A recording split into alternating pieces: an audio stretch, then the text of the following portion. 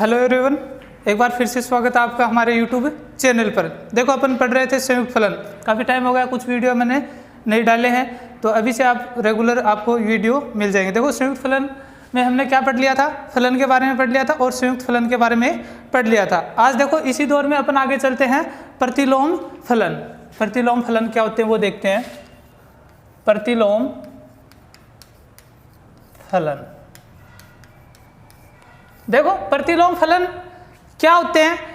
संयुक्त फलन को एक बार आप यहाँ पे छोड़ दो, अपनी वापस पीछे क्या चलो, फलन में चलो। फलन को ही उल्टा करके अपन क्या बोलेंगे, प्रतिलोम फलन बोलेंगे। यानी फलन हमने स्टार्टिंग में देखा था, उसी को अपन क्या करेंगे, उल्टा पढ़ेंगे। अब तो अपने पास क्या आ जाएगा, प्रतिलोम फलन आ जाएगा। देखना,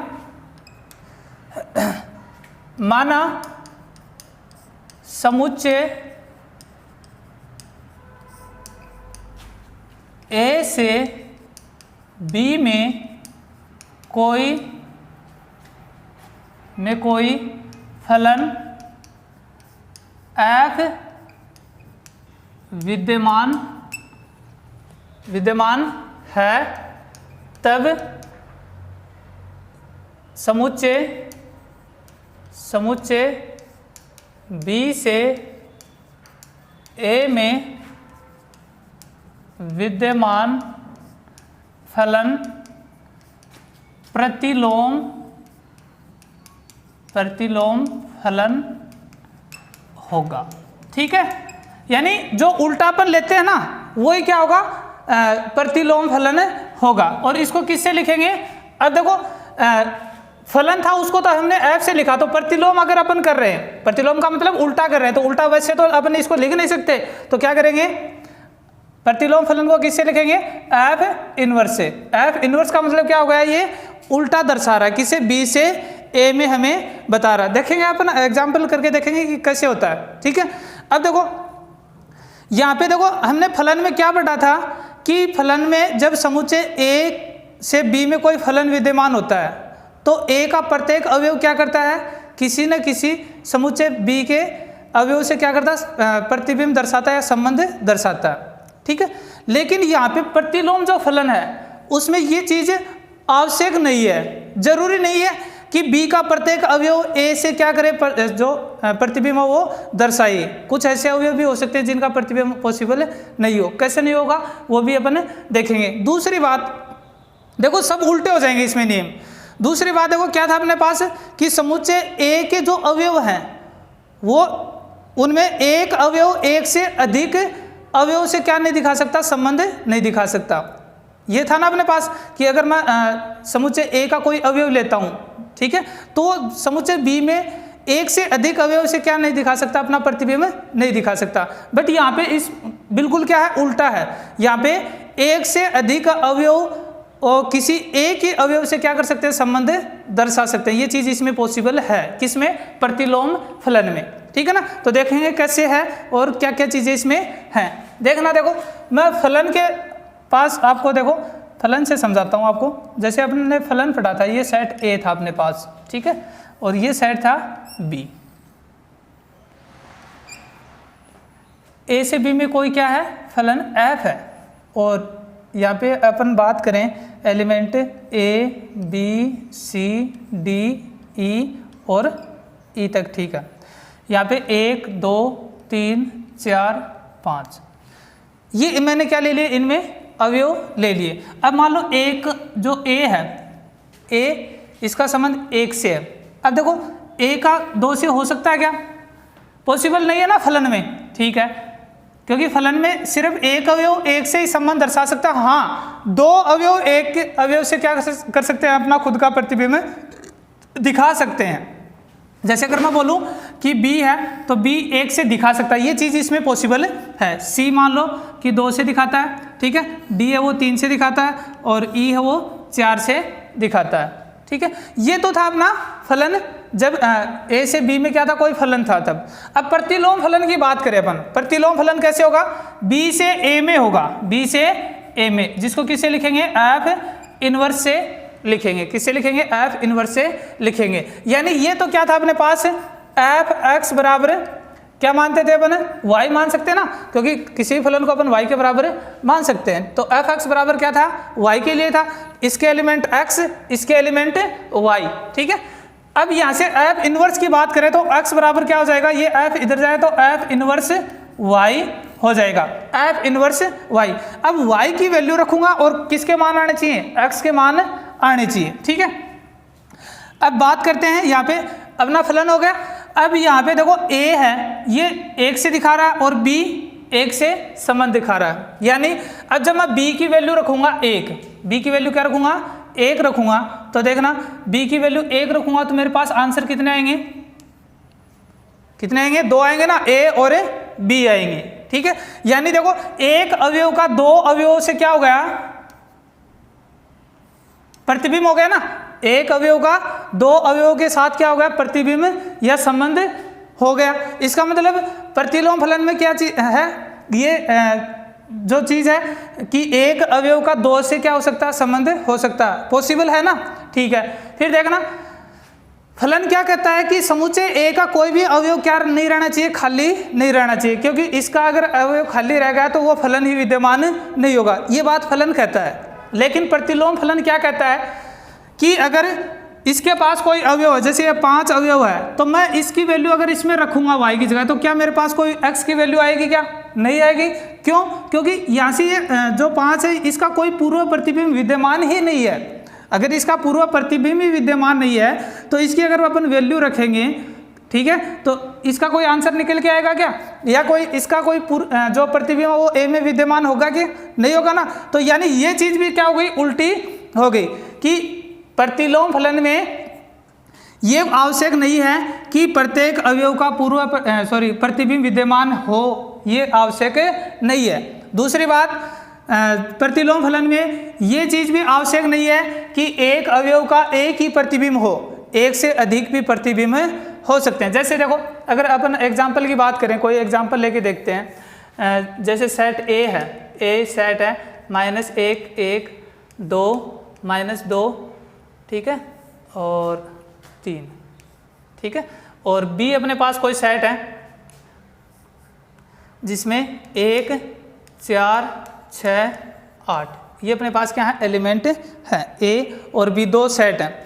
यहाँ पे देखो अगर मैं पहले फलन की बात करूँ, कोई फलन विद्यमान है इसमें जो इस प्रकार है, f(x) बराबर x², किस प्रकार है, f(x) बराबर x², ठीक है।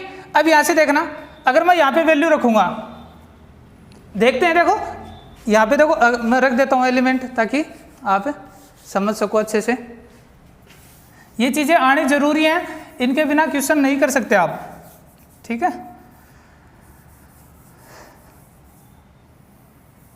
देखना -1 1 2 -2 और 3, ठीक है। इधर अपने पास बी में एलिमेंट कौन कौन से हैं, 1 4 6 और 8। देखना यहाँ पे देखो x की वैल्यू मैं -1 लेता हूँ, f -1, तो क्या आएगा मेरे पास, -1 का स्क्वायर क्या आ जाएगा, +1, यानी -1 किससे शो कर रहा है, +1 से कर रहा है, ठीक है। और f +1 लेंगे तो 1 का स्क्वायर क्या आ जाएगा, 1, यानी प्लस का 1 भी किससे शो कर रहा है, +1 से। फिर देखो प्लस का 2 रखेंगे तो 2 का स्क्वायर 4, तो 2 किससे करेगा, 4 से। -2 रखेंगे तो -2 का भी क्या होगा, प्लस का 4 ही होगा, तो -2 भी किससे शो कर रहा है, +4 से। और 3 को रखेंगे तो 3 का स्क्वायर सॉरी यहाँ पे एक एलिमेंट आप अलग ले लेना, 9 ले लेना,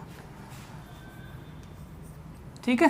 3 का स्क्वायर क्या हो जाएगा, 9। देखो कोई खाली नहीं रहा, 2 इन 2 का एक प्रतिबिंब है, इन 2 का एक प्रतिबिंब है और इसका अलग है, इसमें बी में खाली रह गया, तो खाली रह गया तो ये कोई ज़रूरी नहीं है कि सभी के सभी भरे हों, तो ये अपने पास क्या बन जाएगा, अंतर्छेदी बन जाएगा, बस इतना ही तो होगा, इससे ज़्यादा थोड़ी ना होगा। तो ये कोई फलन विद्यमान है इस प्रकार, ठीक है। अब यहाँ से देखो अगर मैं बात करूँ किसकी, f इनवर्स की, यानी प्रतिलोम फलन की, ये तो फलन था। प्रतिलोम फलन की बात करें अपन, तो प्रतिलोम फलन की बात करें तो यहाँ पे अपने पास देखो क्या आएगा, अगर मैं 1 देखूं तो 1 किस किस का प्रतिबिंब है, -1 और +1 का, ठीक है, -1 और +1 का, यानी f इनवर्स +1 किस किस का है, -1 का और +1 का। तो जो प्रतिलोम फलन है उसका जो प्रतिबिंब है वो कौन कौन है, -1 और 1, यानी किसी एक एलिमेंट के एक से अधिक क्या हो सकते हैं अपने पास प्रतिबिंब मौजूद हो सकते हैं। अब बात करें अगर 4 की, तो 4 की अगर बात करें तो F इनवर्स 4, तो इसका पूर्व प्रतिबिंब अगर अपन फलन में ढूंढें तो 2 और -2 यानी 2 और -2, तो 2 और -2 क्या हो गए, 4 के प्रतिबिंब हो गए। अगर F इनवर्स की बात करें तो, F इनवर्स की बात करें तो, ठीक है ना, यानी 4 के अपने पास 2 एलिमेंट हो गए, प्रतिबिंब हो गए। अब 6 की बात करें तो 6 का कोई भी पूर्व प्रतिबिंब विद्यमान नहीं है, यानी F इनवर्स 6 की बात करूं तो क्या है मेरे पास, खाली फाई है, यानी इसका प्रतिबिंब इसमें मौजूद नहीं है। लेकिन अगर फलन की बात करें तो अगर ऐसी स्थिति बनती है तो अपने पास क्या नहीं हो सकता, वो फलन ही नहीं हो सकता। लेकिन F इनवर्स में यानी प्रतिलोम फलन में ये थिंकिंग अपने पास क्या कोई ज़रूरी नहीं है कि ये पॉसिबल हो, ये आवश्यक नहीं है कि एलिमेंट खाली रह सकता है। फिर 9 की बात करें तो 9 का किससे आ जाएगा, 3 से आ जाएगा। यानी अपन यहाँ से बोल सकते हैं कि जो फलन है और प्रतिलोम फलन है वो दोनों एक दूसरे के क्या हैं, बिल्कुल विपरीत हैं नियमों में भी, और वैसे अगर अपन बात करें तो ये क्या है, प्रतिलोम है। अगर यहाँ से अगर आप निकालना चाहो इसका प्रतिलोम फलन, तो y के रूप में अगर इसको निकालना चाहो तो अपने पास क्या आएगा, देखो f(x) को क्या मानेंगे, y बराबर x स्क्वायर, स्क्वायर हटाएंगे तो x बराबर क्या आ जाएगा, √y, ठीक है। यहाँ से देखो y की वैल्यू रखोगे 1 तो x बराबर √1, वैल्यू किस में आएगी, +-1, क्योंकि अंडर रूट के बाहर जो वैल्यू आती है वो क्या आती है, दोनों चिन्हों में आती है, तो +-1, देखो +-1 आ गया, ठीक है। अगर मैं रखूँ 4 तो x बराबर √4, तो यानी +-2, तो ये दूसरी भी अपनी क्या हो रही है, शर्त पूरी हो रही है। 6 का अपने पास कोई एलिमेंट निकल के नहीं आ रहा जो इसमें मौजूद हो, ठीक है। फिर अगर बात करें 9 की तो +-3 आएगा, ठीक है। तो +- इसमें है नहीं, सिर्फ इसमें क्या प्लस है, तो प्लस अपने पास इसमें रह जाएगा। तो इस प्रकार अपन क्या करेंगे, इसको प्रतिलोम फलन में भी बदल देंगे। जब भी आपको कोई प्रतिलोम फलन में बदलना हो तो आप क्या करोगे, जो भी फंक्शन आपको दे रखा है, जैसे f(x) बराबर क्या दे रखा हो, x² + 1 ये दे रखा है। अगर आपको इसको प्रतिलोम फलन में व्यक्त करना है तो y बराबर लो इसको x² + 1, ठीक है। यहाँ से देखो इसको y की फॉर्म में चेंज करना, आपको कन्वर्ट, एक साइड में पूरा y रहना चाहिए, x = आना चाहिए। पहले किसके था, y = था, अब किसके इक्वल आना चाहिए, x के। तो देखना क्या करोगे, 1 को इधर भेजोगे तो y - 1 बराबर x², और स्क्वायर हटाओगे तो इधर क्या बन जाएगा, x √y - 1। यहाँ पे देखो वो कंडीशन इसमें दे देगा, अगर ये कॉम्प्लेक्स नंबर की बोलता है तो कॉम्प्लेक्स नंबर टू कॉम्प्लेक्स देगा, वो इसमें शर्त हमें मिल जाएंगे क्वेश्चन में, ठीक है। अगर नहीं मिलती हैं तो ये रहेगा। ये शर्तें अगर मिलती हैं कि रियल नंबर से रियल नंबर में ही है तो आपको यहाँ पे लिखना पड़ेगा कि y > 1, कि y कम से कम क्या होना चाहिए, 1 से बड़ा होना चाहिए, वरना तो एक काल्पनिक संख्या बन जाएगी। y की वैल्यू क्या नहीं हो सकती, यहाँ पे 0 नहीं हो सकती। तो ये अपना हो गया प्रतिलोम फलन। अब देखना किस स्थिति में इसके पूरे अवयव क्या करें, अपने प्रतिबिंब दर्शाएं। तो देखो आपने पहले पढ़ा होगा एकेकी आच्छादक, एकेकी आच्छादक पढ़ा था क्या, एकेकी आच्छादक। एकेकी आच्छादक में होता क्या है कि प्रत्येक अवयव का क्या होता है, एक ही अवयव से तो क्या होता है, संबंध होता है। दूसरी बात, आच्छादक में बी के अवयव भी खाली नहीं रहते हैं, बी के अवयव भी क्या नहीं रहते हैं, खाली नहीं रहते हैं। तो उस स्थिति में अगर आप कोई फलन f लेते हो और f इनवर्स निकालते हो तो दोनों की शर्तें क्या होंगी, लगभग समान होंगी। उसमें भी b में कोई एलिमेंट खाली नहीं रहेगा और a में भी कोई खाली नहीं रहेगा। यानी अपन ये बोल सकते हैं कि कोई फलन एकेकी आच्छादक है, कोई फलन क्या है, एकेकी आच्छादक है, तो उसका प्रतिलोम फलन भी क्या होगा, एकेकी आच्छादक ही होगा, ठीक है। उसका प्रतिलोम फलन भी क्या होगा, एकेकी आच्छादक। क्यों, क्योंकि देखो अगर इसमें पूरे एलिमेंट भरे हुए हैं, पूरे एलिमेंट मतलब क्या कर रहे हैं, अपना पूर्व प्रतिबिंब इनका है, विद्यमान है, ठीक है। जैसे इसमें 6 का नहीं है, अब मान लो कि 6 का भी इसमें अगर होता, ठीक है, तो ये क्या बन जाता, एकेकी आच्छादक बन जाता। सॉरी, एकेकी तो नहीं बनता क्योंकि ये अपने पास क्या है, 1 भी शो कर रहा है, ठीक है। 1 को इसको मिटा देते हैं तो 1 2 3 और ये अपने पास 4 एलिमेंट इधर हो गए और 4 एलिमेंट इधर हो गए। अब ये एकेकी आच्छादक है, एक एक ही आच्छादक है। इसका मतलब देखो इसके पूरे एलिमेंट क्या करें अपना, ये तो दिखाएंगे क्योंकि फलन तभी होगा जब इसके पूरे एलिमेंट क्या करेंगे, अपना रिलेशन शो करेंगे। तो ये कर रहे हैं, इसमें कोई अवयव खाली नहीं है, इसका मतलब ये क्या है, आच्छादक है। अब देखो इसका अगर अपन एफ इनवर्स निकालेंगे तो इसका क्या आएगा, पूरा प्रतिबिंब 3 आएगा, 6 का क्या आएगा -2 आएगा, 4 का क्या आएगा +2 आएगा और 1 का -1। यानी उस स्थिति में ये भी क्या हो गया, जो प्रतिलोम फलन है वो भी क्या हो गया, अपने पूरे के पूरे क्या कर रहा है, रिलेशन शो कर रहा है और ए में कोई खाली नहीं रह रहा। तो ये भी क्या बन जाएगा, एक एक ही आच्छादक। तो ये आप बोल सकते हो कि अगर कोई फलन एक एक ही आच्छादक है तो उसका प्रतिलोम फलन भी क्या होगा, एक एक ही आच्छादक होगा। ठीक है, तो आई होप आपको प्रतिलोम फलन समझ में आ गया होगा। अपन इसके आगे इसके रखेंगे गुणधर्म, आज बस इतना ही करेंगे, बाकी करेंगे। ठीक है, तो अभी आपको रेगुलर क्लास मिल जाएगी क्योंकि बीच में थोड़ा सा डिस्टर्बेंस हो गया था, उसकी वजह से नहीं कर पाए। बेसिक कॉन्सेप्ट में पूरा करवा दूंगा आपको। ठीक है, तो आज के लिए इतना ही, कल मिलते हैं एक नई वीडियो के साथ। धन्यवाद।